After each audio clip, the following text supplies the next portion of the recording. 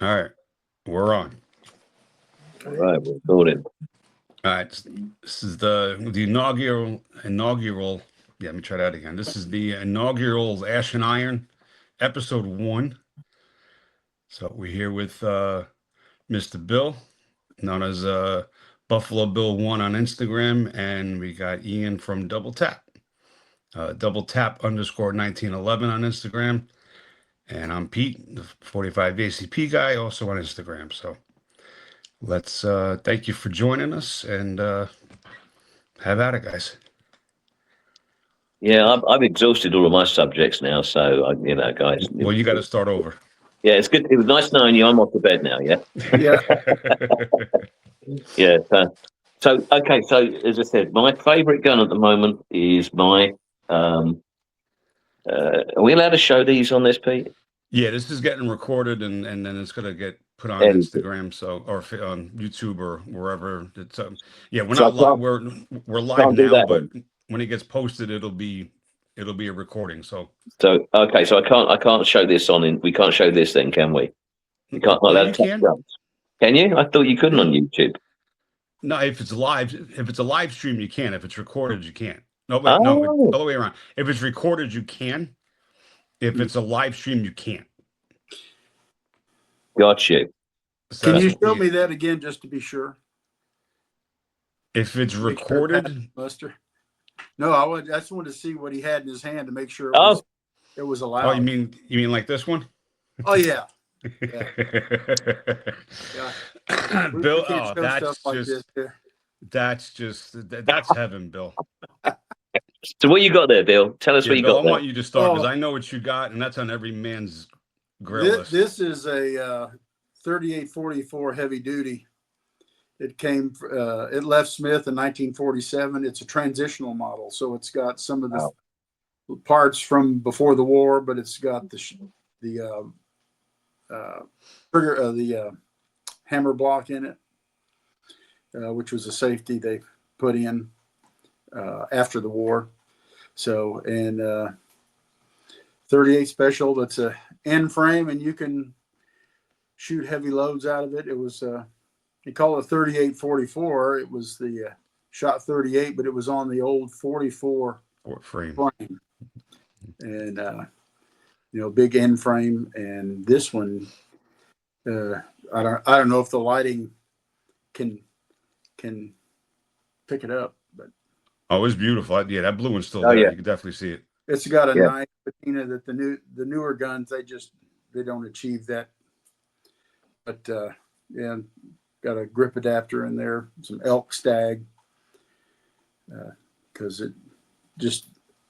it asked for that. So anyway, it's one of my favorites. It wasn't really my grail gun, but it's one of my favorites to shoot, and it's just like a laser beam.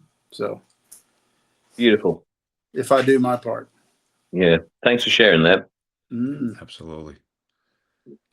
So, Ian, where's your newest edition? The newest edition. Okay. I thought you was never going to ask that, Peter. So the newest edition, and this is the newest today. I've got another one coming in Wednesday, which is a unroll marked Colt in stainless steel. So it's designed for people that do the engraving. So the sights are not on it. The sights are in the box and ready to be fitted, so that you can put the thing in a vise and do the engraving. So that's arriving next Wednesday. The FFL will have it cleared, waiting for me.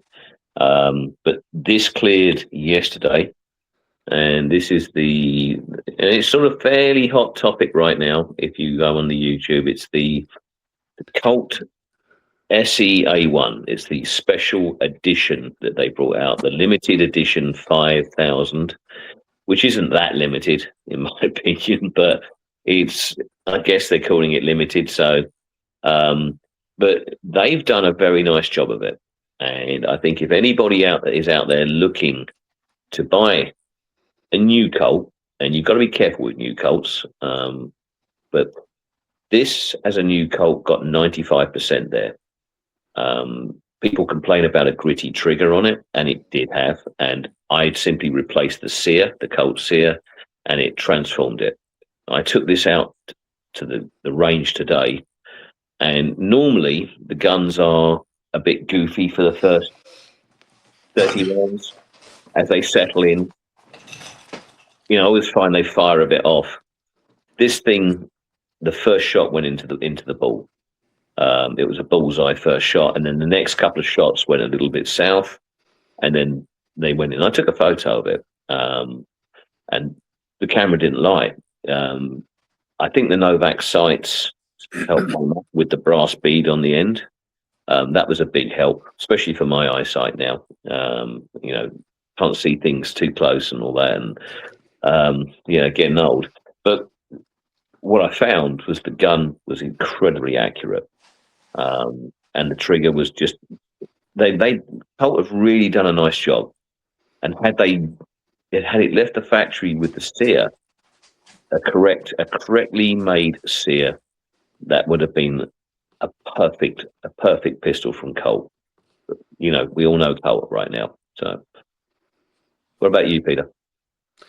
Well, my newest baby is, I finally got one gun off my grail list. So this is the Beretta 8045 Cougar, one of the cats. So this was found this one on Rock Island auction. And you can see from the blue, it's got a couple little nicks and dings, but I think this was 1986. I have to check the year again, but it's in great shape, and I was just excited to even see one. Comes with an extended 8-round, and then it has a 6. But this is basically the same size slide as the full size. They just cut a half an inch off on the bottom, so you can almost. I don't have big hands, but that half inch is a little on the pinky. So on the flush fit, but this is absolutely beautiful. I mean, it's the grandpa to the PX4 with the rolling barrel, the rotating barrel. But this gun's like if a PX4 and an M9 had a kid, it would be this. Right. It's just, I mean, it's ergonomic. It's kind of like a 1911 A1 because the actual grip angle is same as the 1911, and it has the bump on the end like the Rands. So it has that same feel. I mean, it's a little fatter, of course, but it's just yeah, this is my baby. So I'm one off the grail list, and yeah, they made like 14 different variants of the Cougar and 9 357 SIG and 40 45. So one down, 13 more to go. Yeah. 30 more on the grail list. Yeah. Oh my God! No, I was so happy to get this, and I got this for a good price. Even with the auction fees, which are usually always insane. But I mean, I've seen these go for $1,300, $1,500, $1,600. So, and I got it for a lot less than that. So this was definitely a good find. Nice. So you're the Beretta guy. I'm the 1911 guy, and Bill, you like your revolvers, but you like it all. I like it all, but I am a revolver degenerate. Yeah. Wheel gun. Yeah, but you know what though, 1911's brought us together. Yeah. And like I said, we all have our own little niches that we do, but that was my one of my first loves. Yeah. But you're right, Ian. I like everything. And if I was a man of great means, I would have one of everything and probably a backup for it in a warehouse to call in and but since that's not the case, we have to kind of pick and choose which afflictions we engage in. So, but I'm a 1911 guy too, and this has been my duty gun at work. Oh, Wilson. CQB. That's the Wilson Combat, yeah. Yes. Beautiful. So, and I can't tell you how many rounds I put through it, and that's kind of I don't know if it's like the you'd call it a grail gun necessarily, but when I finally got to a point in life where I could get a nice semi-custom 1911, that was what I did. And it's a user. Hmm. Like you, I don't have any safe queens, and I put this one in a duty holster every day for a number of years, and Right. uh, took it to trainings and firearms instructor schools, uh, other classes, and it just runs She super goes bang quick. every time. So yeah, I have the 1911 thing going too. Maybe not quite to the degree that you were talking about earlier. Yeah. But I Ian has do. an addiction. Yeah. It's a bit of an Yeah, addiction. Yeah. for Yeah. sure. Yeah. Yeah. I get it. I I buy quite a lot of Wilson combat parts, and Mm. I've bought a number of pistols, and I bought the Tesis. I started with them, and they're a great base to work from. I buy their 1911 A1, which is the all black offering, and you can buy it from PSA for sub $400, and there's a lot you can do to them, and you learn. And I've got one that is absolutely full of Wilson combat parts, and it feels like a different gun. I've got all of the bulletproof items in there, and it just you pull the trigger, it's just click. And I probably get something. I probably got close to something like you've got with the Wilson Combat CQB. Um, but with regard to Safe Queens, I've got one, and I was talking about that earlier. That I don't have Safe Queens. I try to fire mine, but I picked up a Colt M1991, and it was going for a very good price. And the description was like it's obscenely good condition for its age. But they brought that one out. They brought those out in 1991 originally, and this is a 92. And when I received it, I showed it to my FFL, who is also my gunsmith, and I said, "Take a look at that. I don't think it's been fired." And he sort of looked at me like, "You say that of every gun you get in, you know." And I've been very lucky. I've picked up quite a few that have been unfired, um, but nothing going back to 1992. And sure enough, he looked at me and he went, "Congratulations, you have a Colt M1991 that has not been fired." And I said, "You know what? It's going to stay that way." I've got three other M1991s. One of them has been slightly worked on. It's got a mag uh, extended mag at the bottom, and it's in all black. But out of every pistol I own, it's the nicest firing. I've got another one that I blued, and another 1992 identical to this one that has been fired. And I thought, well, what's the point in firing both of them? And I'll keep it absolutely as is. And so I'm very, very proud of that one. And I think I'm going to leave that unfired, in mint condition. Every other one I've got has been fired. I think guns are for firing. That's what they were made for. Yeah. We're talking about Grail guns. I've received some ire from a few people. Maybe not so much, but the trip to the Grail gun started with this Model 27 5-inch, and it was somebody's Safe Queen. And of course, I promptly went out and shot the hell out of it. Let's see what else we have. There we go. Pardon my reach. And I was able to pick up a Model 27, a 3.5-inch, which is a Grail gun.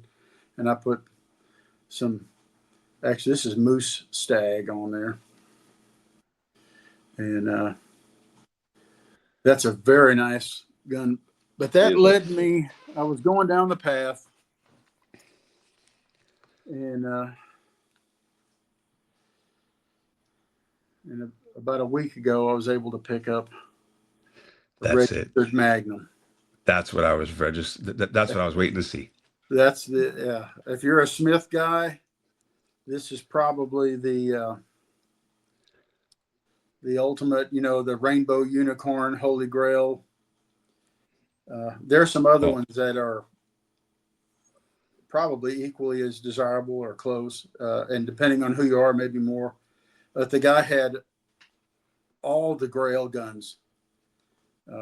Had a private showing, and I got invited, and so I was able to pick that up. And it's got the Kings. I don't know if you can see that.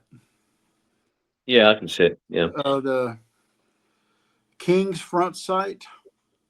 I know oh yeah. the lighting is crap, but it has a mirror here, and it reflects light onto that gold bead. And yeah, it's just, and the action on it, it's just, it's the old long trigger, but they don't make them like that anymore. Anyway, that No. was, I should Have you say tried that, it? yes, Oh no. What's it like? I fired my first cylinder through it yesterday, and Lovely. shoots wonderfully. Good. That won't be a safe queen, but it probably won't come out. I have a couple that they don't come out that often. Yes, fair enough. I've got a few of those. Shoot a little love on it, Oh, clean it. Still in a little bit of disbelief. But You got it. Yeah. yeah. No, that's on every guy's grail list. That's just like one of the guns to have. Mm. I mean, for me, that's right up there with like a Thompson. And was that? Oh, you're breaking up, Bill. Yeah, we're losing you, Bill. We're losing you, man. Uh-oh. I might have there to you are. change. Yeah, that's what I was saying. I might have to quit now. I'm Yeah. done, right? Yeah. Well, you haven't been paying there's your plenty Wi-Fi more bill. out there. No, yeah, yeah, like that's There's gonna plenty happen. more out there. Yeah, You know what? I think I was Ian. I think I was telling you this the other day when we were talking. There's no definition to a grail gun. You know, a grail gun is what you want, what you Yeah. like, what you desire. You know, I mean, or what you could afford. You know, I mean, at one point, I wanted my own custom 1911. Didn't matter who it was, and I built my own. Yeah. And I'm Ian, so I mean, like I said, I mean, this has had so much love put into it. But like I said, I mean, I hand fitted this entire gun. I got it 80% done. Fit the flame, the frame to the slide, trigger, everything. I mean, every piece of this gun has been fitted by me. Like I said, this one has all Wilson insides. So Your Caspian. yeah, Yeah. I love that. it's a Caspian frame and slide. Like I said, I mean, it was stainless. I mirror polished this to like 200,000 grit. And they had I bought they have like this like diamond compound that I found that goes up to like 200,000 grit, and it just took me a month. So like I said, a lot of blood, sweat, and tears went into this, a lot of cursing. But I mean, this is like I have the ultimate 1911 for me. You do. You know what I'm saying? I mean, I have other 1911s that I always go back to this one. This is my favorite. This was my baby. yeah, but that's what counts. Is that's the gun that reaches out and shakes hands with you, and it's your thing. It's your jam. You know, I have a custom serial number on it with my last name in it. So, like I said, this one to me, this is special. But like I said, it's just like I said, there's no definition for any grill gun. I mean, people could want different things. I mean, and like I said, I mean, I would love that registered Magnum, but you know, if if another one of these popped up, I'd be all over it. You know what I'm saying? So, I mean, I have a thing for 1911s, but I love Berettas. I mean, that's just I mean, that's just my thing. So Yeah, it's kind of like we were talking earlier. We were talking, defining a grill gun. Yeah, it's different for everybody. yep. Uh, a Beretta or a registered Magnum or 1911, that may not be somebody's thing. That their interest may lie elsewhere. It's kind of like the coworker I was telling you about. He wants to have one of every Glock in every model of every generation, and like that. And he is a gun guy too. But I mean, that's really his thing. So would he care about having a Beretta or vintage Smith or a pre-war Colt or something? Probably not. Yeah. Not that he would be opposed to that, but that's not where, when he's thinking grill guns, he's got a whole different idea. So, yeah, what is a grill gun? I guess that's up to the individual. Yep. Yeah, there's no right or wrong answer to that. It's all of them. What you like. Yeah, all the guns. Yeah, all of them. Every single one. I tell you what, what surprised me is that probably my favourite out of all the 1911s I've got was my most unexpected. I've always liked new guns, and then my wife persuaded me to buy used, and I did, and I've been very lucky. A lot of used guns have been unfired, but I picked up the strangest one, the one that appeals to me the most right now, is this 1977 Colt 45, and I read about it. It'd been in a locker or footlocker in a garage for nearly 40 years. And that was the story behind it anyway, that was being sold. And I got it, and the pictures show that it had been well used, worn. And I was talking to Mark Groves, Jolly Roger, and I was told him about it, and I was saying, this has got some wear on it.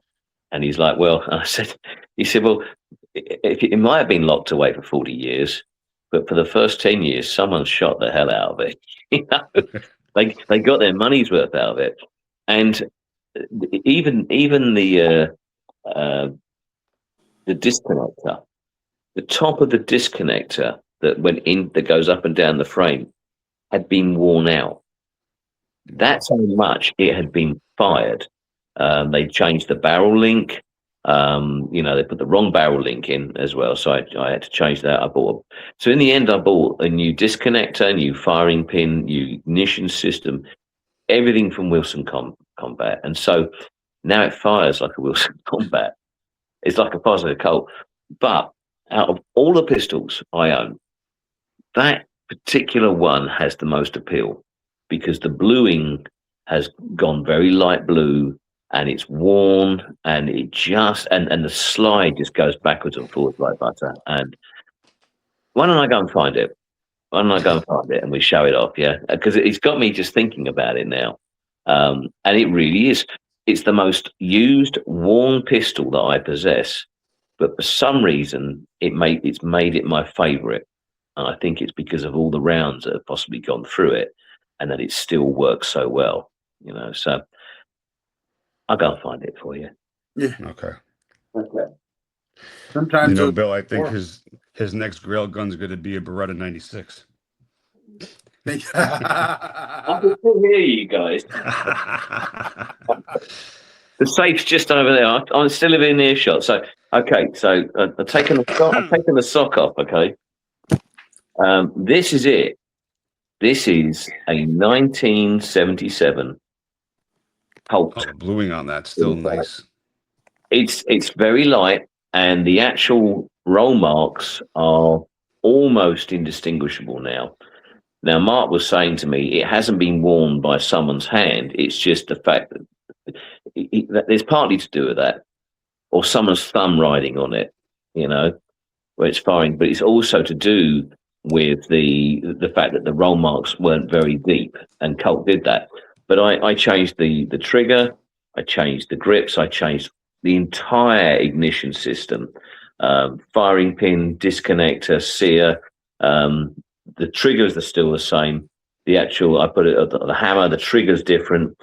In many ways, there's a lot of internals that have changed, but the frame and the slide and, the grip safety, and a few other major parts are all the same. And it's just so smooth. It even has the collet bushing. It's the collet bushing style in there as well. And it's the trigger's just simply just snaps like a glass rod. That's Wilson Combat bulletproof internals in it. But this really is, and it's not. It's in very good condition. There's no chips or marks on the bluing.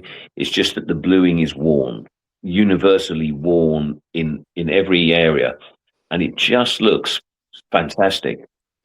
It's been worn by someone's hands rather than being damaged, and this really is my favourite at the moment. That's a beautiful gun. It really is, and as I say, just the trigger is just got a modern, modern Wilson Combat trigger on it. So yeah, this is my absolute favourite right now, and it was most unexpected. Sometimes those are the best surprises. Yes, I agree. I fully agree with you there, Bill. It was just, I got it, I got it on a whim because I thought I loved the large roll marks. I got it for a relatively good price. I mean, any of these Colts now with the large roll marks, you see them on Gunbroker. They're going for around $1,200, $1,250 starting price. If you see them for less, they're going to get 14 to 30 bids on them before it finishes. And then it's going to rapidly go up and finish around $1,300. So these 70s Colts, if they're in reasonable condition, are well worth $1,200. I'm seeing Colts of this age of appalling condition. The bluings come off them, rusting and pitting on them. And people are asking for $1,200, $1,300, and they're not going. They're staying as is. Sorry, there's a bug in my ear there. They're not going anywhere. And then they keep getting relisted week after week. People aren't buying them, at that price. But if it's in reasonable condition, and you'll see they'll say something like, it's got wear conducive to the age of the pistol. That's how they say it in the description. Realistic wear related to the age of the pistol, which is a great way of saying it's an old gun.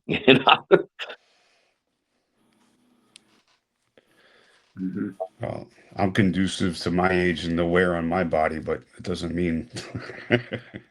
Yeah, my Colt's worn a bit better than you have. My 77 Colt's worn better than you have, Pete. Well, rusting and pitting is not normal wear. It's neglect and abuse. That is sad. Any gun. Yeah. There's one guy on YouTube that does like all the restoration on the guns he finds that are rusted, and it just breaks my heart. Some of those guns, but he does what he can to bring them back, and that hurts. It's good that he brings them back, though. Yeah, no, he's definitely got a skill I do not. Patience is where he's got patience. No, I don't have that either. No. Yeah, and that's a shame because it really does not take much to care for your guns. No. I mean, could have something happened where it was, grandpa's gun and nobody knew about it for 40 years? Well, maybe. But usually it's just piss poor ownership, lack of simple, easy maintenance. I mean, how hard is it? But I mean, I guess. And there's some great products out there. There's some great products out there to look after. Yeah, I've heard about that. I've heard tell of that. You've heard a rumor. Yeah. Funny enough, Bill, I don't think you have any. I think we need to send you some. Yeah, we need to send Bill some. We need. And so I need to order some. Yeah. Now we'll look after you. We'll look after Uncle Bill. We'll look after Uncle Bill. I have good friends. Yeah, you do. So yeah. So you got bad friends. We should have sent you stuff months ago. Yeah. Well, I'm not that kind of friend that would call you out like that. Well, I'd I'm least give it I'm 6 more I'm weeks. calling us out, but Yeah, Not in public anyway. Not in public anyway. right. You might say it under your breath later. Yeah. Here's to you, Yeah. you but dirty this one, dog. Right? well, I have patience. I Yeah. just don't have it with certain things. But this was a nickel plated stakeout. Oh, you're Super 38. My Super 38 make Super 38 great again. Like I said, with this that night of bluing, I haven't even touched it up, Bill, since I showed this to you in those pictures. But she's just, Oh, beautiful. I yeah. loved it. I don't know if I was patient or stupid, but this was worth every every bit of aggravation. And like I said, this has pieces from 1927 up to 1950.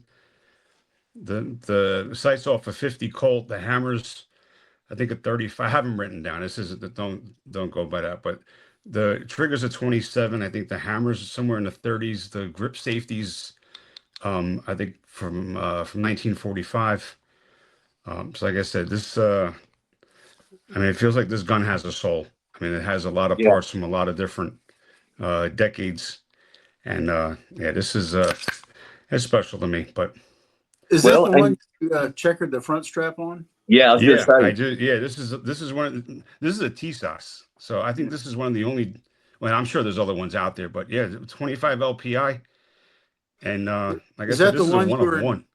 That's the one you were encouraging me to receive, and you send it to me. Is that the Yeah, same? Okay. that's the same one. So Ian's going to send some double tap. You're going to send me a Super 38, and life is good. You know yeah. what? Right? I'll even throw one in. Oh, he's trying to redeem himself now. Yeah, I Forget know. what. Yeah. He's a bad guy. I've been telling him for months he needed to look after you, but he Yeah. wouldn't listen to me. Yeah. Yeah, that was amazing because I was on the phone to Pete months ago, and I could hear he was talking to me, and I could hear this scratching noise, and I'm like, "What are you doing?" And he went, I'm filing the checkering as I'm talking to you." And I'm like, Yeah, I man, got. I need all my attention to be on that. I couldn't be talking to someone, and you've done a great Yeah, job on it. yeah. That's the checkering file. Mm. I don't know how you got it so perfect though. I got lucky. Well, Yeah. yeah, Nah, but it's just you know what though on these checkering. I mean, don't do it on an actual gun, but the outside pieces is a hair higher than all the other lines. I don't know if you guys can see that, but this outside edge is just a hair higher than all the rest. When you start something, start in the middle with the outside edge and just rub until it catches.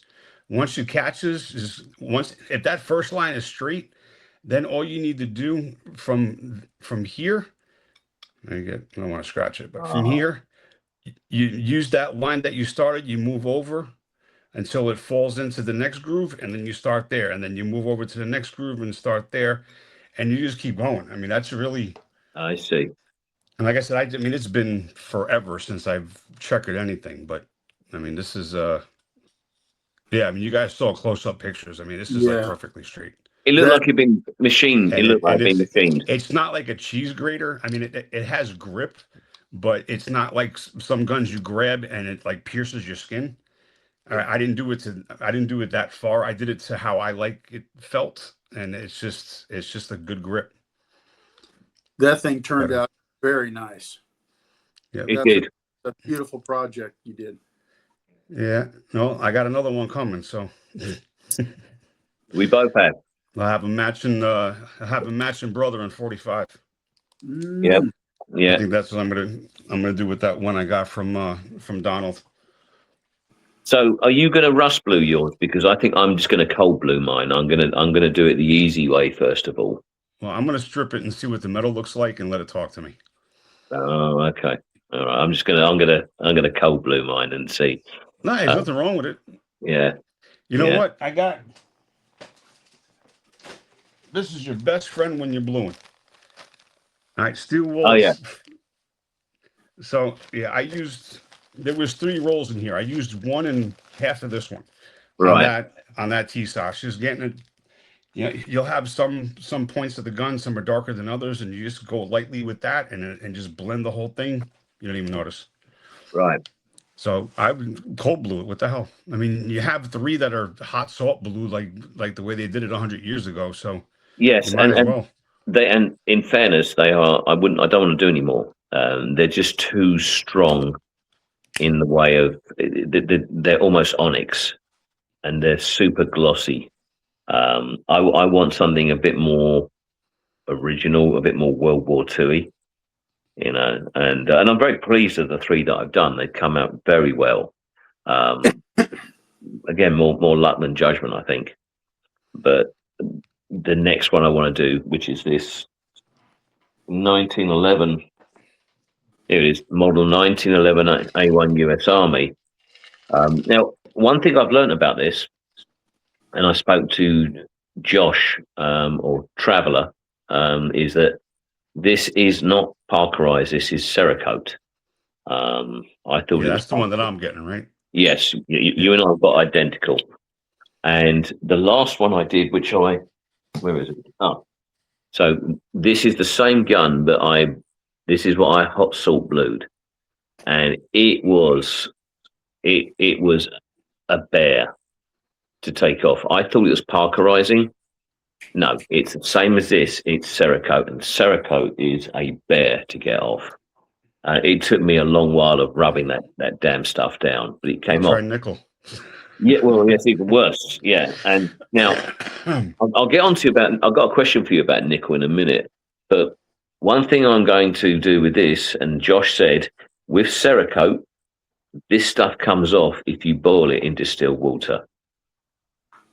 And I said to him, "You're playing games with me. You're having a little joke with me, aren't you?" And he went, "No, I'm serious." He said, "Put it into distilled water, boil it on the top of the cooker, and put the part in, and the Cerakote will just peel off."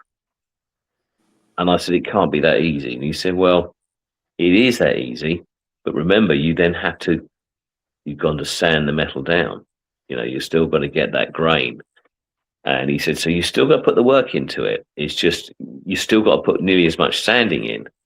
It's just you haven't got to take it off." So I'm going to have a go at that. Tomorrow morning, I'm going to take off the grip safety on this, the thumb safety, sorry, and I'm going to put it in boiling water. And if it comes off, the rest of the parts are going to go in. And I'll be on the phone to you tomorrow, Peter, saying Yeah, I want to it hear that works. Yeah, because because if not, my gunsmith has a sandblaster. well, that's exactly what I was going to do is sandblast it and then sand it. Now, so my question to you is, how did you remove the nickel from your thesis in the end? I know you tried to sand it, but Yeah, did you? it took me after 2 months of sanding, I gave up. So Right, Brownells has a nickel remover. It's a 2-part. I forget what it's called. Um, but it's a nickel remover solvent.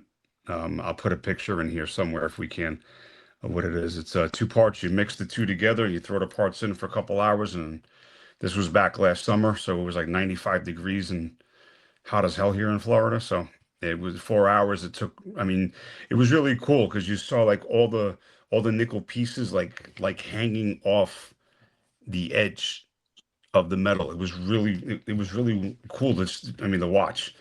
But after 4 or 5 hours, I mean, there was a couple of little spots I had to sand down, but um, I'd say 99% of the nickel just dissolved. Changed the water to a god awful brown. I mean, so it was so it definitely works. huh? It works then. Oh, absolutely worked. Yeah, that was the best $80 I spent. Well, I tell you why. Hang still. I've got one to show you because this is the next project as well. So hold on.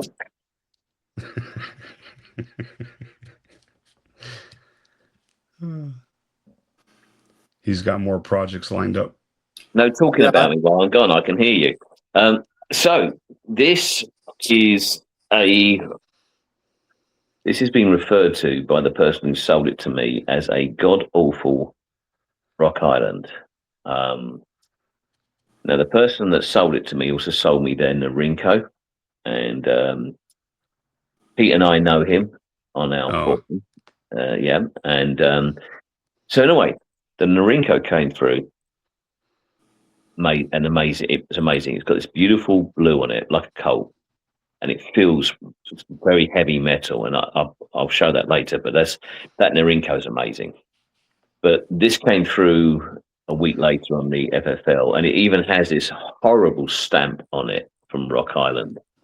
But you can see where the nickel, and I've double tapped this, so it's come up a lot better. But even double tap can't. You can see where the nickel has started to come away. So I fired this. I haven't changed anything. I just changed the sear. And I know people are funny. I mean, just listen. The trigger on this is just absolute glass rod. All I did was change the sear, and I put some black rubber grips on it. I fired this today down the range for the second time. It is so accurate. The barrel will not budge. The frame to slide.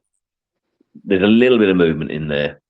I know Rock Islands get a hard time, but I've got a couple of them. They are fantastic. They don't jam. They don't stovepipe. They don't have issues. Now, they're not John Moses Browning correct. So there's that issue. They are funky. yeah, the mainspring housing doesn't fit like a Ed Brown or a Wilson Correct. won't fit in. And yeah, it's little things like that it's off. Yeah, and that's the thing. You can't buy one and start putting in John Moses Browning spec parts because the chances are it won't fit correctly and you've got to adjust it. But I can see why, but they are super reliable. You don't hear about people saying with these things that they jam, that they stovepipe, they don't work. You can fire them when they're filthy. They just keep going. And they are what they are. They're a budget 1911. They're a little bit goofy in their spec. And they have min parts as well. And that's how Thesis has got such a strong foothold, because they've come in with John Moses Browning spec, fully forged pistols, fully forged. Every part is forged, no mim. And they're just high quality. And that's where they've stolen so much of Rock Island's market share, simply because they've come in at a lower price or an equivalent price, but they've got a much better spec. Yeah. They've got an accurate spec, and they're fully forged internals, fully forged things. But I'm so pleased with this. I'm going to get some of that stuff. Right, but the only thing, real quick, it's not a huge. But when you take off the nickel, I guess when they had everything like in the CNC machine, I guess they added for the layer of nickel. It's not much, but I mean, there's a slight movement. I mean, you can't even see on the screen. It's maybe a centimeter or two. It's not a lot at all, but this was like rock solid with the nickel on, and now it's a little. But like I said, I mean, you guys have seen my targets at the range with this in 38 Super. So, I mean, I'm 10 yards, I'm hitting a fist. So, I mean, it has no effect on the function. And like I said, with some 1911s are too tight where you have to clean them or else they'll start misfeeding and not operating right. And it's just, I mean, I don't know. But like I said, it's just, I think that helps. Well, I hear what you say, and I guess that will make a slight difference to it. But I have to say, this Colt, this special edition Colt, it's a rattle monster. You know, it's loose. The trigger's loose. All Colts makes are like it probably more reliable because it is loose. Yeah. but I posted the pictures today, the picture of the target today, and I'd hit the bullseye with it. So. I guess, yes, it's a rattly, Thesis, not as tight as a Thesis, But I pulled the thing back. It's rock solid. It's rock solid on the barrel. There's no movement there. Just I think people get hung up on 1911s about the frame to slide fits, and Colts have had sloppy frames and slides for 80 years, but people still love them, and people still fire them, and people still fire them in competitions. So, but I get your point. I guess what you're saying is that there's a little bit of movement in this, and with the nickel taking off, there'll be a bit more. But you know what? So it'll be the same as the Norinco, same as a Colt. And she cycles. And it cycles, and it's going to look fantastic when I blew it. Well, when it locks up when it needs to in the proper manner, all the rest of that, everything else being what it needs to be, you shouldn't have any trouble. Yeah. No, that's right. I think people get hung up on 1911s about, what's the frame and slide fit, how close, how tight is it? But I don't think it really matters. I mean, if you're spending $7,000 or $5,000 on an expensive custom made gun, I get that. You expect that tolerance, but the difference between that and firing it when you actually, I mean, I've got a Caspian that was made by a gunsmith, and it's in 40. Now that thing, the slider frame, you couldn't get a cigarette paper down the side of that. It's absolutely rock solid. Does it fire any better than some of the other 1911s I've got? No, I'm just as accurate. So I'm not convinced that frame to slide fit is the be all and end all. It's important if you buy a $7,000, $5,000 pistol, but a lot of these guns out there, a lot of Colts, people fire Colts and use them in competitions, and they have rattly, they're rattle machines, I don't know. To me, when you shoot a rattle trap versus a tightly fit gun, there may be some feedback to the shooter as far as how it's functioning, but that doesn't mean necessarily anything regarding the accuracy. You can have one that's been beat to hell, and it rattles like a tin can kicking down the road, but it can be right down the middle. I mean, it may look like hell and feel like hell, but it shoots. Well, okay. For shooting, as long as the lockup is solid, like you said earlier, Bill, as long as the lockup is solid, I mean, before that barrel even moves or before it even comes out of battery, I mean, that bullet's already out the barrel. So that has nothing to do with it. And that's right. And the barrel bushing as well. I mean, if the ratio between the barrel and the barrel bushing is of intolerance, again, it doesn't matter if the slide and the frame are slightly. That's where it matters, is the fact that barrel locks up and that the barrel bushing and the barrel are relatively tight. Yeah. I do like a well-fit gun, just for the shooting experience, like this Wilson Combat CQB. Yeah, that is a joy to shoot. But you'd expect that. You should expect that, shouldn't you? Absolutely. And you can tell when you're shooting it, it's very tight and smooth, and everything functions, kind of like glass. But I shoot some of my other 1911s, and as long as everything is mechanically, talking about the lockup, they shoot great. Maybe they don't feel quite as slick in the hand sometimes, but I didn't pay $3,000 for it. Or I agree. I don't know what they're going for today. When I bought this, it wasn't quite that much, but I mean, Wilson's are going close to $5,000 now. Yeah, I got in at a good time, apparently. You did. Well, I've got a Titus here right now. same as yours, the Thesis ASF, the Remington Rand copy, and barrel. Yeah, no movement on it. Frame to slide to frame. No, I mean, and Thesis are pretty tight.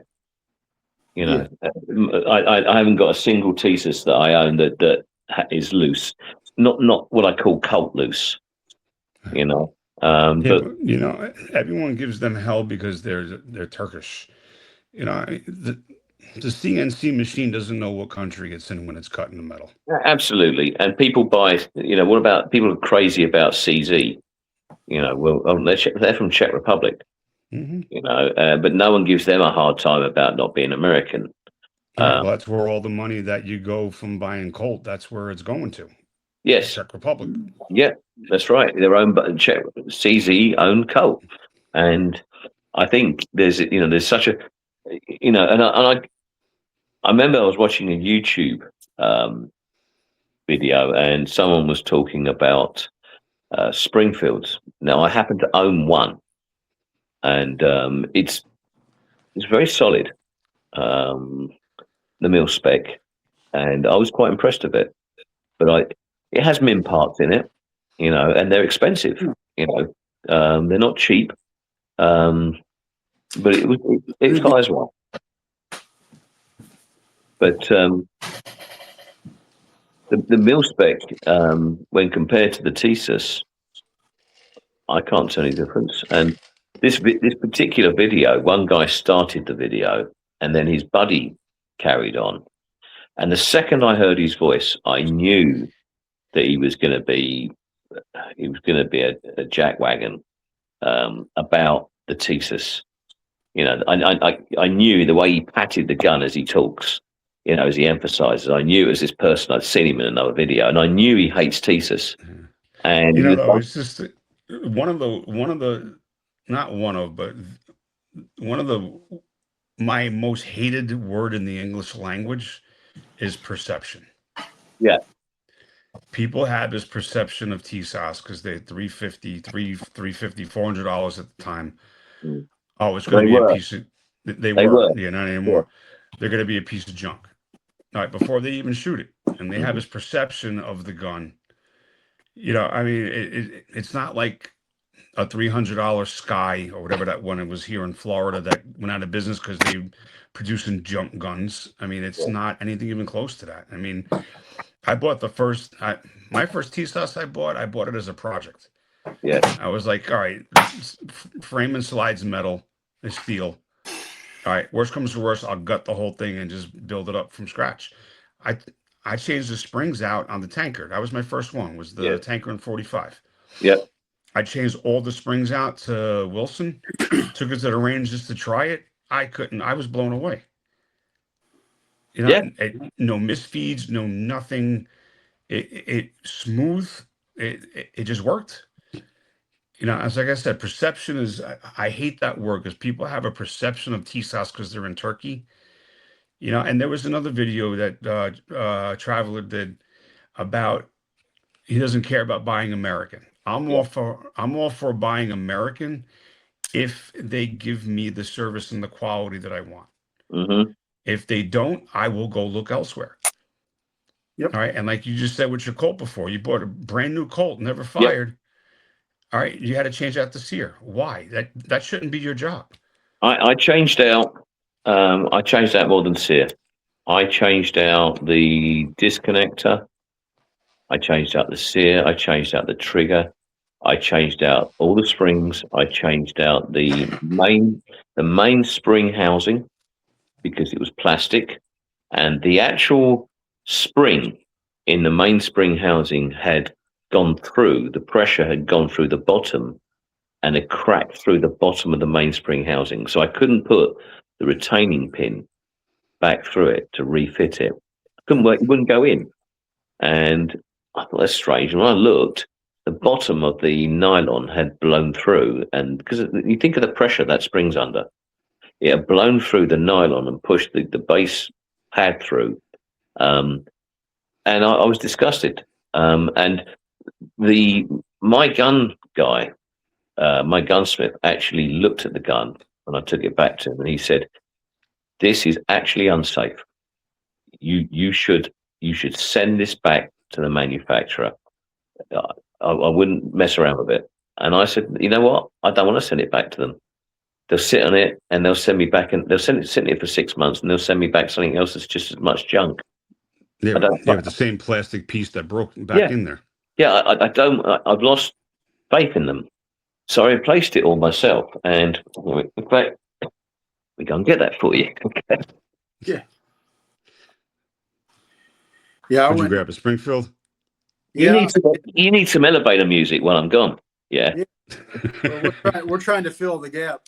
Here we go. Well, I don't go too far. So this is it.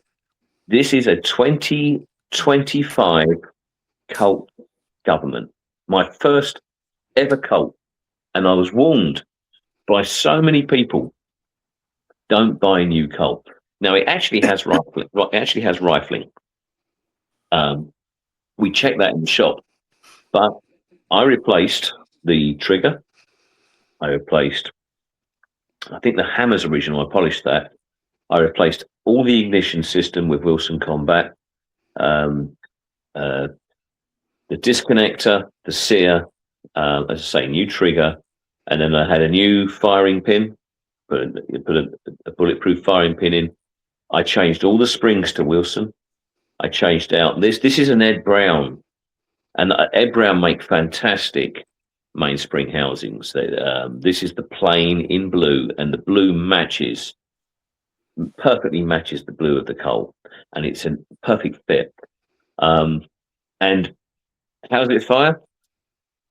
It fires like a Wilson Combat because it's a Colt with Wilson Combat. Now the only parts that are Colt left in this are the frame, the slide, and the barrel, and the barrel bushing, and the mainspring plug. I think apart from the guide rod, I think that's about it. Everything else is Wilson Combat.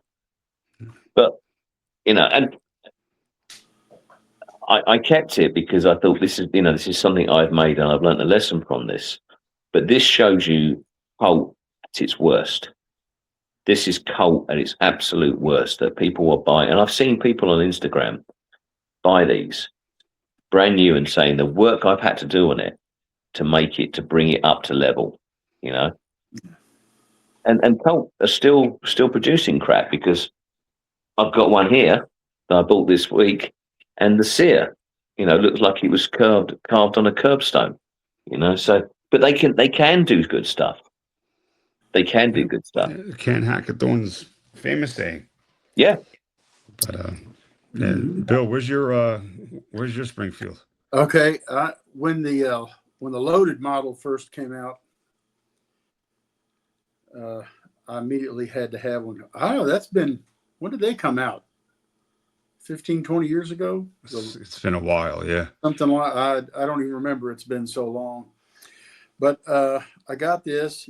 I'm not really an ambi safety guy, but at the time I was going to use it for a duty gun. I figured, well, if I had to use it left-handed, that would be a thing. But I have to tell you,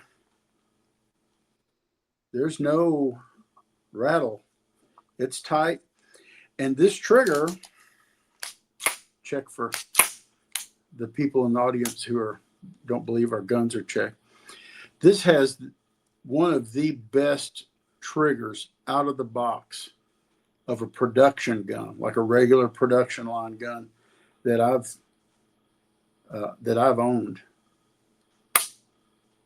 It's super crisp, and it's right about 4 pounds. I've tested it on my scale, and I don't know how many thousands of rounds I've had through it, and it is just as tight as a drum, and it shoots fantastically. Everything's tight. There's no wonky stuff with the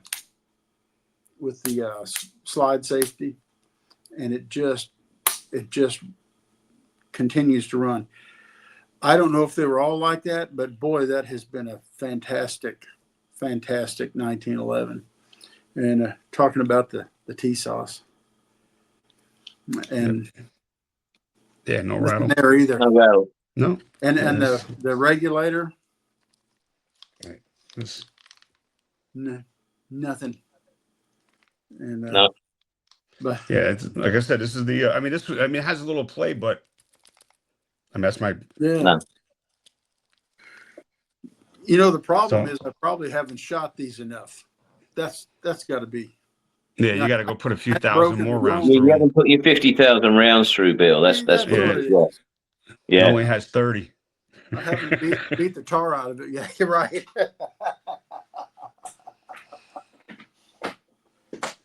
But yeah, I always keep an open mind about different guns and new models and new makers, and the T sauce when they started coming on. Like, well, you know, let's give it a minute and see what they're doing. And you know, you have that. Well, they're not from America, and they're not this. Well, some of the American companies are not taking care of their American customers the way they No. should. No, No, no. So And they don't need to get my money just because of the flag. no, They you're not entitled to my money because no, you're here. no. And if somebody else is doing a great job and they have value, I'm open to that. And boy, first time I shot a T-sauce, oh, damn, that's a nice gun. Yeah. And that's all steel parts. Yep. No Okay, min. okay. So then you know that gets the ball, gets the wheel turning, and then I had an opportunity to pick up that the Army model and ASF. yeah, the ASF, and like, damn, the thing shoots, and it's just solid. I mean, it wasn't a rattle trap. I was like, okay, this is way better than I was anticipating. You know, some of the stuff you see on social media and in reviews, so maybe some of that's biased or whatever. But you know, I'm going to see for myself. And wow, what a nice gun. Now, obviously, it's not a semi-custom gun, but like it punched way above the price point. And then I got this regulator Super 38, and you know, it's polished chrome, and you know, the talking about nickel being a little thicker, the chrome. But you know what? I haven't had any hiccups with it. You can tell it's pretty tight, but it's broken in. Mm-hmm. And man, what a pleasure to shoot. And I can find no faults with it. I don't know what else you're supposed to say. No. The slide to frame fit is tight. The lockup is tight. It's accurate. It eats any ammo that I feed it. Well, I say any, you know, 4 or 5 different brands that and different grain weights I've ran through it. I'm not sure what else you're supposed to expect out of a gun. I mean, and it has the kind of that flashy pimp factor, you know. I just need to get some mother of pearl grips and put on it, and then I can go to that New Orleans whorehouse. And your pimp hat with the feather. Right. Yeah. Exactly. Yeah. I mean, my 38 Super. I mean, I've shot it and up. I mean, I carry that out. You know, I mean, it's proven to me after 1,000 rounds. Like I said, I mean, it's there's hardly any wear on the gun. I mean, it's fit good. I mean, after 1,000 rounds, you should have some wear. I mean, there is a little, but like I said, if you oil it, that's all you need. I mean, Yeah, I will put that gun on my hip right now and go anywhere you tell me to go, and I would be totally confident with that gun on my side. I believe it. Yeah. I mean, that shoots hollow points. I mean, all different grain weights in 38 Super. I mean, it just eats. I mean, like you said, Bill, it eats everything. It does. It never had a hiccup. I like what you said though, Bill, about how you described Thesis. You said it punches above its price point.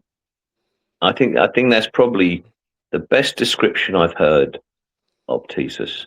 I think it's the best way to describe it. It punches way above, and that's part of the reason people bash Thesis is because it's not from this country and they're cheap. Well, guess what? They're coming over to this country and they're going to start producing here, and they ain't going to be cheap anymore. I know. So you got your wish, guys.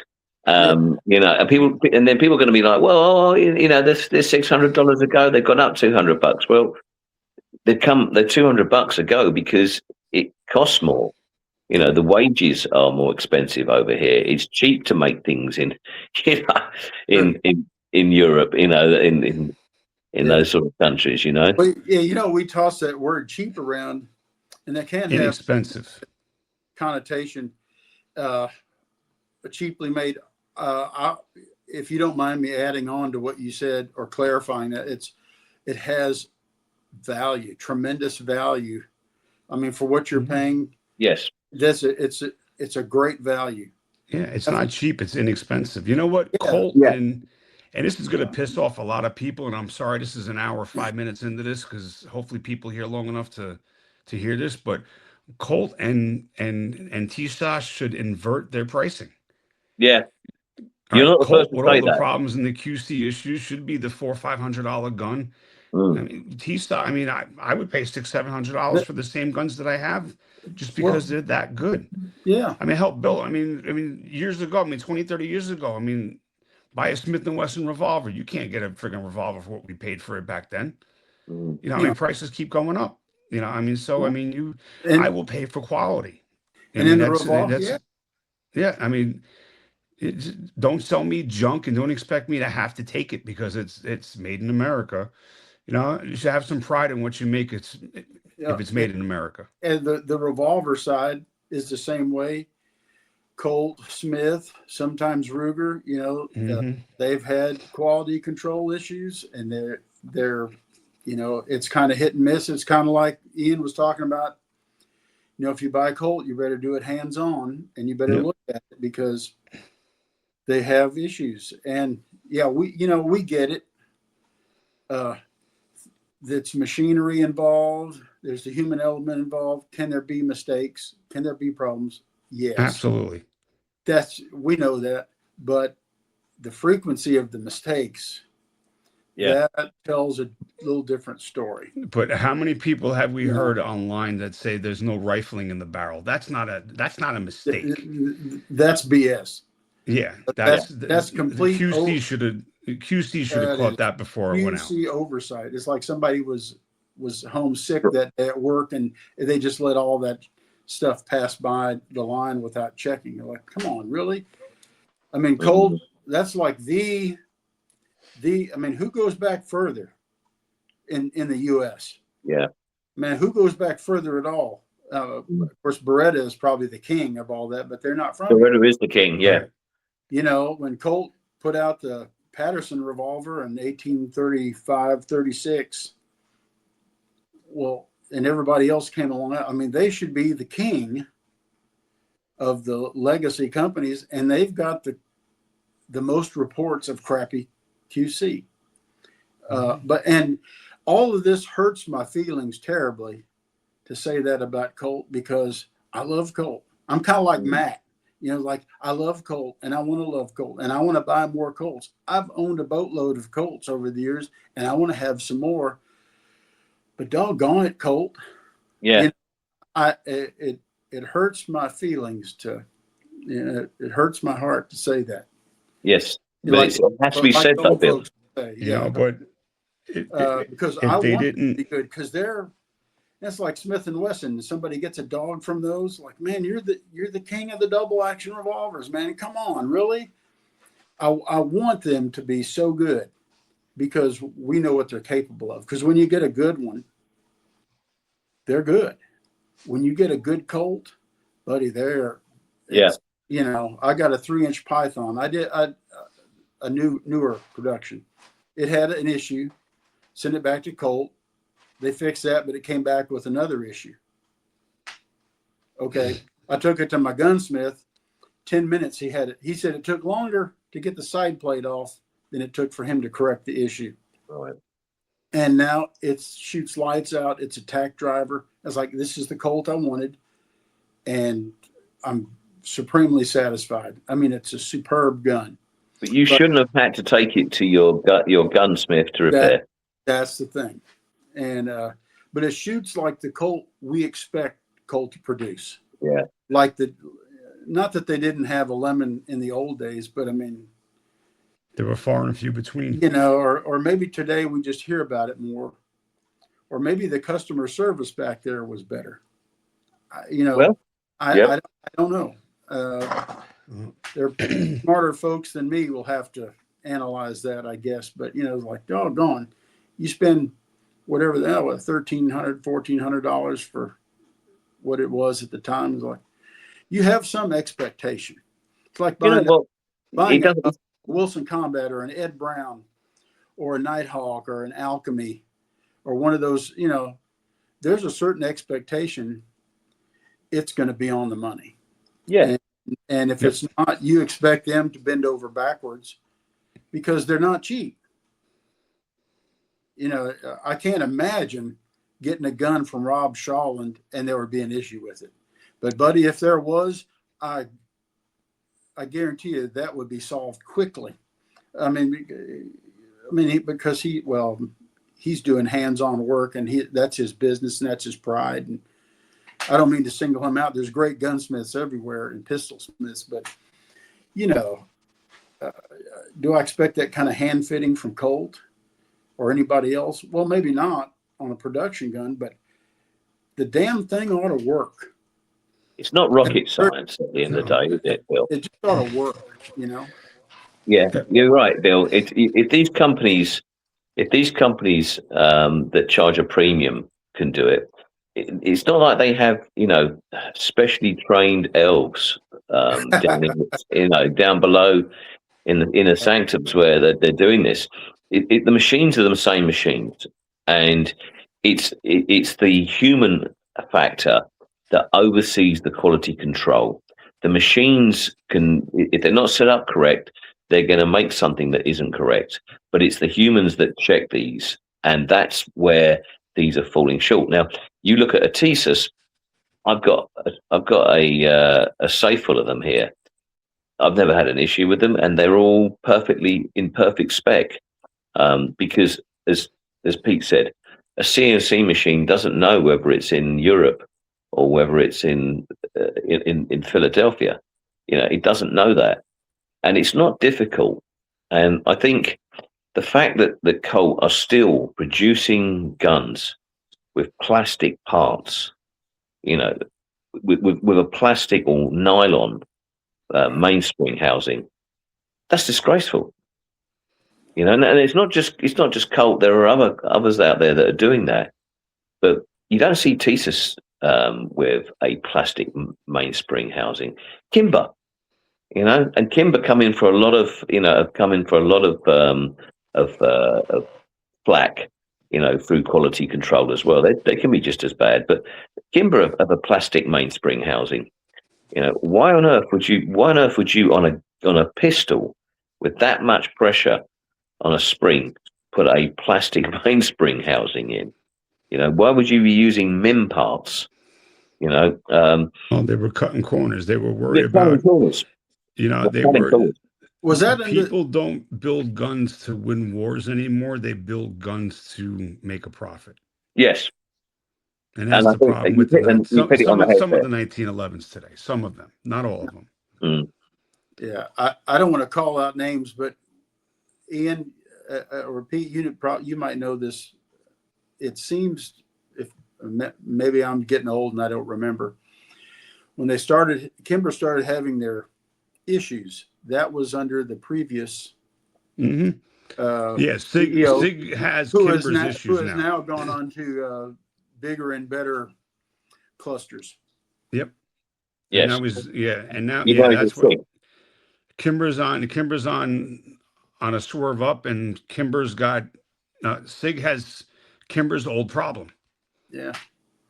My wife, I was a year or two ago, she bought a Kimber, a Raptor 2, you know, full size 5-inch 45 to carry. And I love it. Yeah. Yes. She's afflicted also. But man, what a fine gun that was. She's since traded it off for other things. And but Okay. Okay. Well, and I remember when Kimber first came out, and like they were really, I thought it was like a semi-custom gun, but they were really, really nice. And then at some point along the way, it kind of, I guess, when leadership changed, but now it seems like it's going back the other way. But that gun of hers, it was spot on. It was 100% right out of the box, and super crisp trigger, like 3.5 pounds, like a really nice shooter. And but yeah, I don't know. They can do. Kimber's They can 2K11. What's that? The Kimber's 2K11. That is making shockwaves because there are YouTube videos and everyone's saying, "Welcome back, Kimber." You know the quality of this gun, how resilient it is, and I was saying yesterday that I tried a 2K11 at my range. This gun had been out permanently for the last 2 months. It hadn't spent half an hour, relaxing. And the one of the gun guys in there was saying to me, he said, "This thing has had the hell shot out of it. It has. We don't know how many thousands and thousands and thousands of rounds have gone through it in the last 2.5 months." We even had someone put the magazine in backwards somehow, put the shell of the cartridge in backwards, and he said this thing just is like a tank. It won't break. It's reliable. It's filthy. We haven't had a chance to clean it, and it doesn't stovepipe. It doesn't jam. It just keeps going. And Kimber, I mean, it's a $2,000 gun. Okay, it's not cheap. It's a $2,000 gun. But Kimber are, if they continue like this, then they're going to put their problems behind them. Now they've got their latest one out, haven't they, Pete? Which is what I think that's $1,000, isn't it? So yeah, Street's probably going to be sub 1,000, I think. And people are starting to talk about that now, saying, look, if you 1911 DS, I think they're calling it. Yeah, and it's half the price of the 2K11, but they're saying it's just as good quality. It's a fantastic double stack, and the 2K11 is very pretty, very, very nice looking, and it has that incredibly lightweight spring and slide, which everyone likes on these sort of high capacity 9mm. But I think if this, I'll be watching this double stack on some of the YouTubes, and I think if the reviews come out as positive with that as their 2K11 range, I think Kimber's back. I think Kimber, that their reputation is back again. Yeah. Now, if they can do that, why can't Colt? Thank you. Yeah. And Colt has the name, and if they would just step up a little bit and back up that name and live up to that, they would own the market. That's my. Yeah, but they can hear us. Range of what they do, they could be the king. But Colt can hear us. They're not stupid. Colt can hear what everyone's saying. Colt can see what people are talking about. They're just not doing anything about it. Just like they're sticking their fingers in the air. People that we see on YouTube are on the board. Mm-hmm. Yeah. All right, and we know who they are. I'm not saying who it is or names. I'm not pointing that finger, but it's the arrogance behind their comments of there's nothing wrong with the gun. And if you would just listen to what everyone's saying and maybe go back over your QC processes, that's like the old M4s. All right, CZ made Colt stop with all the marks. All right, the F mark on the slide and this and that. They're not inspecting these guns. They have a machine just engraving the marks that were on there 100 years ago as if they were inspected. So the F mark on the front side on a Colt M4, no one inspected that. That's the mark that the machine put in there. That's right. So what are they doing? And what was that guy's name? Ian, or Bill, you might even know. Someone went through the Colt factory not too long ago. Yeah, there's a video recently. Oh, I Um, forgot the guy's name. But it was like, oh, this person inspects this and this person inspects that. If I was a CEO of CZ, I would have said, you're fired, you're fired, you're you're fired. fine. Out. What Yeah, are you inspecting that? I mean, I don't know. It's just heartbreaking. and you know the funny Again, thing is, sorry, but the funny thing is that if Colt's attorneys are listening to us and they're like, right, we're taking issue with what you're saying here. Um, I've got this. I've got this documented. This brand new Colt that I bought was a piece of shit. And I have documented the work that I had to do on this. I've documented the problems and I've still got their parts. And the fact that they were sending out a gun that my gunsmith said was unsafe. So I'm one of many people who have these Colts that have made the changes. We're not making it up. We're not saying it to be mean to Colt. We're saying this because we want Colt to get better. We're trying to give you a Yeah. chance, but they're not listening. They're not listening to us. And talk about arrogance and ego and all those kind of things. I hope they realize we're on their side. All of us Yeah. gun consumers and Colt lovers, we're on their side. We want them to be successful and put out great stuff and, kick tail and take names. But, when it's hit and miss as much as it seems to be. Yeah. Point in case, I want to buy I bought this American today. A point in case, a brand new Colt limited edition. Now, if I was listening to my common sense, I'd be like, did I not learn from the last one that I had to replace all the parts? I've looked at the videos where people are complaining about the gritty trigger, and I still went ahead and bought this new, knowing that Colt has QC issues on new guns. Why did I do it? Because I thought, do you know what? I want it. I love Colts, and I can do the work to repair what Colt hasn't done correctly in the factory. Now that's a shocking state of affairs. Buy a gun, knowing that you're going to have to. It's a Russian roulette.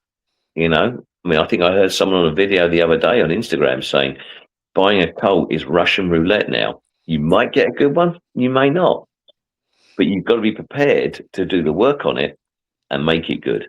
Now, I'm capable of that, but that's not right. Shouldn't have to. No, you shouldn't have to. So, yeah. Anyway, as much as we love Colt, and we do, I mean, I do. I've got 13 of them. You'd like to feel a little love back. Yeah. I just hope that they listen and they can make adjustments. There's some Colts out there. If I get the opportunity to buy them, I'm buying them no matter what. Yep.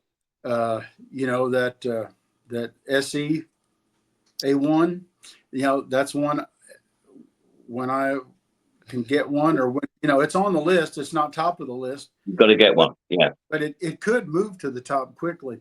Another one is an Anaconda in 45 Colt. Mm-hmm. And I've hesitated. I've been hesitant to buy one because of the issue with my Python. But they said they announced they were going to start making Pythons and Anacondas in blue. They can make blue versions. Well, I don't know that 45 Colt gets a lot of love over at Colt very much. But if they produce that, an Anaconda in 45 Colt that's blued, everything is going to go on hold. Yeah, yeah. And I have to say, that's just the thing that's one of my gotta haves if it happens. If it doesn't, okay, that's fine. But I have plenty of 44 mags. I don't need one. I'm a fan of 45 Colt, and that's just going to be one of those particular guns. It's like that's talking about Grail guns. Not that it's a Grail, but it's like one of those that, yeah, that could be my thing for sure. And if it has problems, we'll deal with it. But I'm willing to take a chance on that. But some of these other ones, like Pete and I were talking about the 38 Super. I looked at 2 or 3 at one of our local gun dealers. They always have them in stock. They had a gold cup with the royal blue, and they had one of the stainless. I guess it's gold cup trophy, the one that has the undercut trigger and the Right. checkering. And I don't know if I want a stainless gun. You know, if they made that SE in 38 Super, that'd be a done. I'd go into debt over that. I'm surprised I'm surprised they probably will. No. Let's finish on let's finish on an up topic for Colt. I have to say that they are the market leader with regard to blued pistols right now. That's my take on it. On the 45s, the Colt 45 pistols. This limited edition. I was looking at it today, and the only time I've seen the bluing as dark as this is on the Colt Centennial that came out in 2012. Now I've got one of those, and it's almost black. And again, it was specially made by Colt. It has a fantastic trigger, and I don't really fire it very much. It's almost too nice. Not too nice to fire, but it's actually a little bit dull. It's a little bit too perfect, and I like guns that are a little bit quirky sometimes, have a bit of character.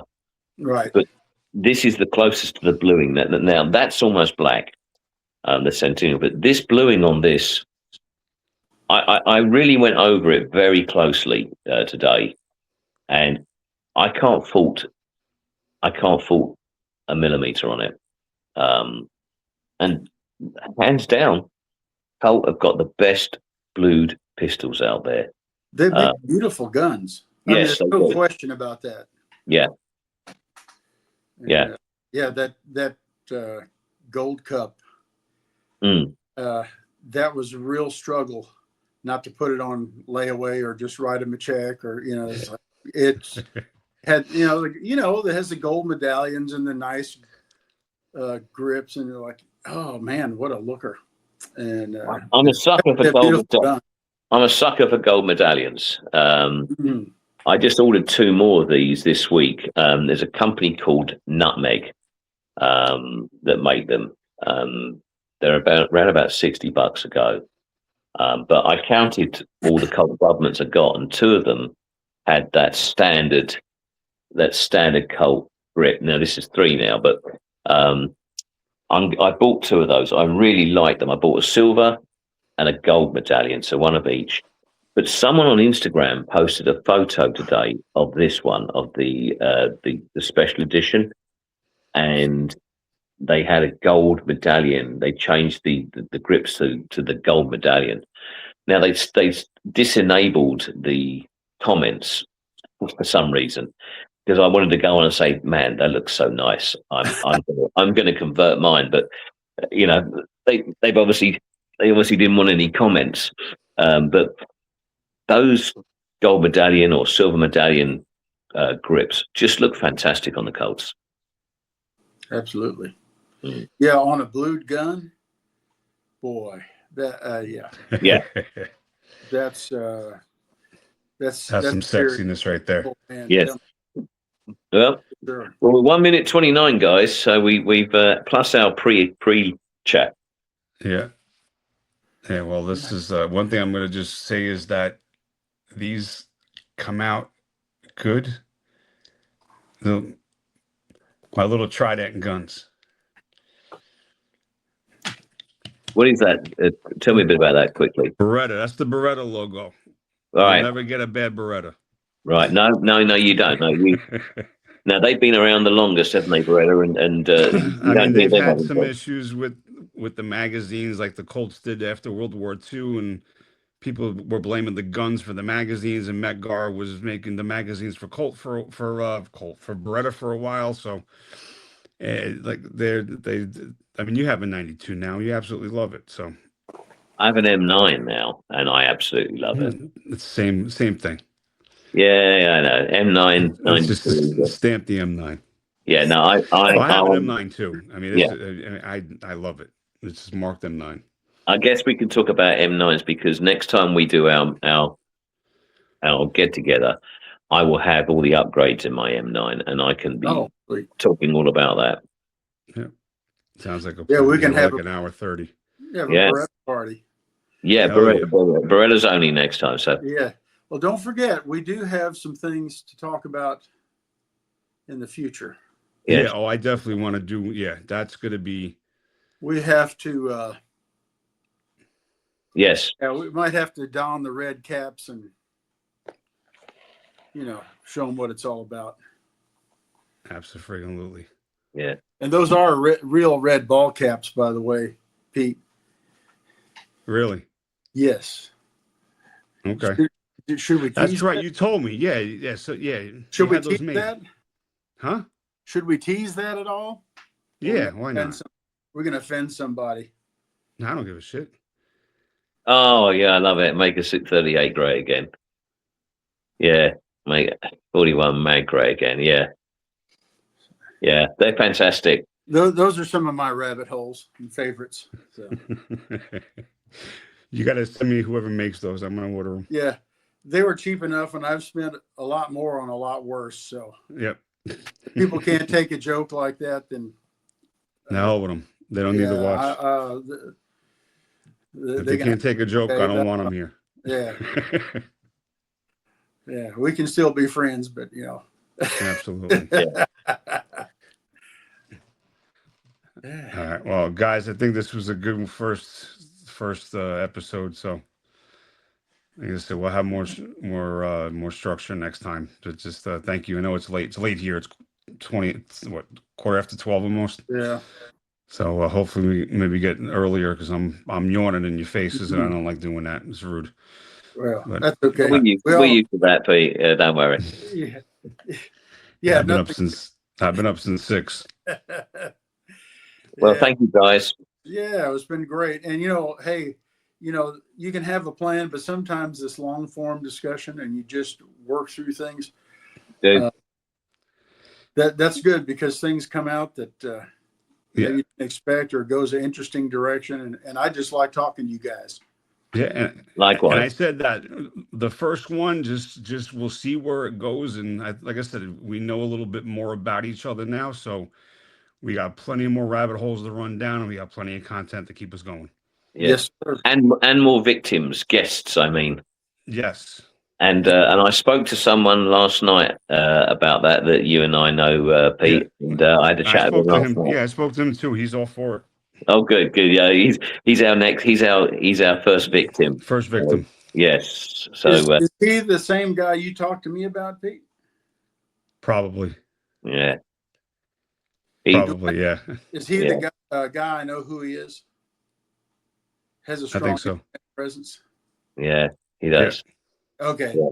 Well, tune in again next week, folks, and you'll find we'll give you some more information about that. Yeah. Yeah. Looking forward to it. Okay, guys. Well, thank you. All right. Thanks for stopping by, everybody. And guys, have a good night. This is good. Thank you. Bye-bye. All right. Bye.